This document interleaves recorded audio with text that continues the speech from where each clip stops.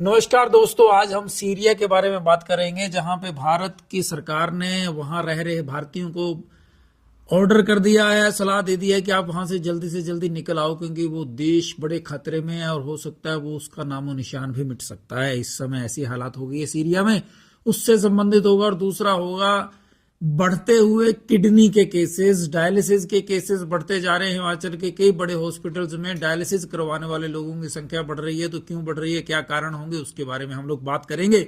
सबसे पहले सीरिया की बात करें तो सीरिया इस समय दो बड़े देश रूस और अमेरिका की रस्साकशी का शिकार है। सीरिया में जो वर्तमान सरकार है, ये सरकार है रूस से संबंधित, ये रूस का सहयोग करती है, रूस और ईरान का। और जो रेबल्स हैं, जो सीरिया की सरकार को अपदस्थ करने वाले आतंकवादी हैं, वो है तो अलकायदा नामक ग्रुप से संबंधित ऐसा बताया जाता है, लेकिन असल में वो अमेरिका और इजराइल द्वारा पोषित संगठन है। ये लोग पैसे के लिए ये सब करते हैं, तो उनको पैसा कौन दे रहा है? अमेरिका और इजराइल। उधर जो वर्तमान गवर्नमेंट है उसको किसकी है? ईरान और रशिया की सपोर्ट है। अब ईरान सपोर्ट कैसे कर रहा है? ईरान क्या करता है कि ईरान इनको पैसा भी दे रहा है, हथियार भी देता होगा।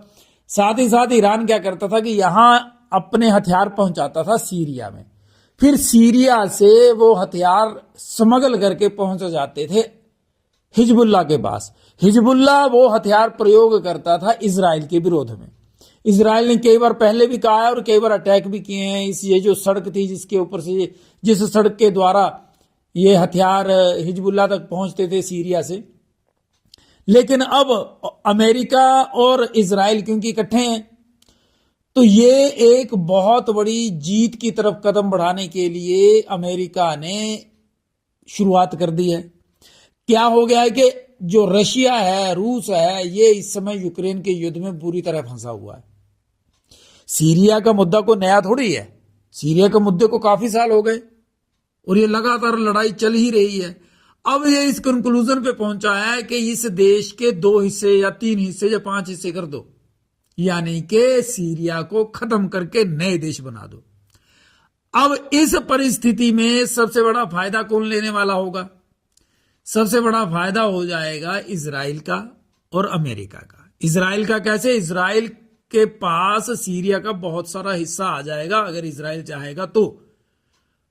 और ऐसा माना जाता है कि इस समय जो सीरिया की सरकार के विरुद्ध आतंकवादी संगठन है, वो इजराइल को खुद बोल रहे हैं कि आप हमारे सहयोग कर दो, हम भी अटैक कर रहे हैं, आप भी दूसरी तरफ से अटैक करो, तो हमारी ये जो सीरिया में मुसलमानों के विरुद्ध जो बुरी सरकार है ये चली जाएगी। अब असली बात यह है कि वो प्रो रशिया सरकार है और ये अमेरिका के उग्रवादी हैं, अमेरिका के लोग हैं, तो अमेरिका से संबंधित सरकार बनाना चाहते हैं सीरिया में। इस मुद्दे को अगर आप ध्यान से देखेंगे तो आप पाएंगे कि अमेरिका, चाहे रूस, चाहे और कोई बड़े देश, चाइना भी इसमें इन्वॉल्व है। चाइना ने भी सीरिया से संबंधित जब इसमें यूनाइटेड नेशंस में कोई फैसला लेना चाह रहे थे सारे देश, तो उसमें सीरिया के मुद्दे पर वीटो कर दिया था। तो ये जो बड़े देश हैं, ये किसी भी देश में अपने संबंधित, अपने फायदे के लिए सरकार बना या बिगाड़ सकते हैं। सीरिया इसका उदाहरण है। और भारत में अगर ऐसी रस्साकशी करते हैं, ये अंदर भारत की राजनीति में आप देखते होंगे कि आरोप लगते हैं कि वहां से पैसा लिया फलानी सरकार ने, फलाने नेताओं ने, फलानी पार्टी ने, तो ये गलत नहीं है। ये जो पैसा है, जो बड़े बड़े देश दूसरे देशों को गिराने के लिए, वहां अशांति फैलाने के लिए और अपने फायदे के यूज करने के लिए करते हैं। जितनी जल्दी कोई देश समझ जाए, लेकिन होता क्या है कि मुट्ठी भर लोग होते हैं, पैसे के लिए कुछ भी करते हैं। और जो शरीफ बोलते हैं अपने आप को, साधारण जनता, ये बिल्कुल शांत रहती है, इनको कोई फर्क नहीं पड़ता, ऐसा महसूस करते हैं कि कोई बात नहीं, और उस कोई बात नहीं का फायदा ले जाते हैं चंद मुट्ठी भर लोग, जो देश और समाज को किसी के भी हाथों बेच देते हैं। अगला टॉपिक था हमारा बढ़ते हुए किडनी के केसेस। किडनी और कैंसर और शुगर और लीवर से संबंधित बीमारियां दिन पर दिन बढ़ती चली जा रही हैं। आज एक सर्वे बढ़ रहा था जिसमें किडनी की प्रॉब्लम के कारण डायलिसिस करवाने वाले लोगों की संख्या दुगनी से भी अधिक होती चली जा रही है। और जब मैंने उस डिटेल में पढ़ा तो डिटेल बस यही था कि जी खाने पीने की चीजों में जो दिक्कत है या लाइफ स्टाइल्स में प्रॉब्लम है और ये है और वो है। लेकिन खुल करके कोई बात नहीं कहना चाहता। कोई भी रिसर्च इंस्टीट्यूट नहीं बता रहा अल्टीमेटली कारण क्या हो रहे हैं। कहां पे हमारे खाने में ऐसी ऐसी चीजें मिल रही हैं कि हमारे छोटे छोटे बच्चे कैंसर का शिकार होते चले जा रहे हैं, उनको डायलिसिस की जरूरत पड़ती चली जा रही है, यानी किडनी श्रिंक होनी शुरू हो गई, किडनी ने काम करना बंद कर दिया है, लीवर की प्रॉब्लम्स होती चली जा रही हैं। ना तो सरकारें खुल करके बोलती हैं और ना ही ये एजेंसीज, ये इंस्टीट्यूट्स, ये बड़ी बड़ी संस्थाएं, ये भारत में कोई ऐसी रिसर्च भी नहीं कर रही, कोई ऐसा सर्वे भी नहीं कर रहे।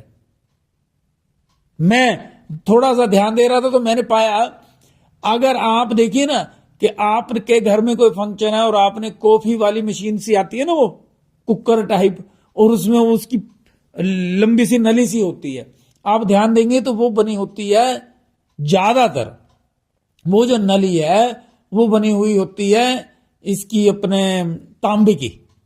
तांबा असल में, अगर आप शिव जी के मंदिर में जाएंगे, भोलेनाथ के मंदिर में तांबे का घड़ा होता है, उसमें पानी डाला जाता है, लेकिन उसमें दूध वाला पानी नहीं डालते, क्योंकि तांबे और दूध की बहुत कट्टर दुश्मनी है। लेकिन मैं देख रहा था कि जो हम कॉफी के मशीन से अगर वो कॉफी बनवाते हैं तो उसकी जो नली सी है वो तांबे की है, और वो सपरेटा या दूध है वो तो रिएक्ट तो करती है ना। फिर उसके बाद गर्म गर्म कॉफी किन में, डिस्पोजेबल ग्लासेस में डाली जाती हैं, जिसपे प्लास्टिक की लेयर चढ़ी रहती है या प्लास्टिक का गिलास होता है।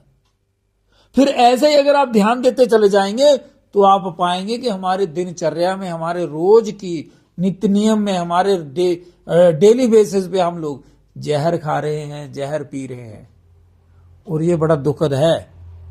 हम लोग अपने बच्चों को, हम लोग अपने रिश्तेदारों को स्वयं खाना खिलाते हैं, लेकिन जहर दे देते हैं अनजाने में। सरकारों को भी ये सोचना होगा और जनता को भी बड़ा ध्यान देना होगा।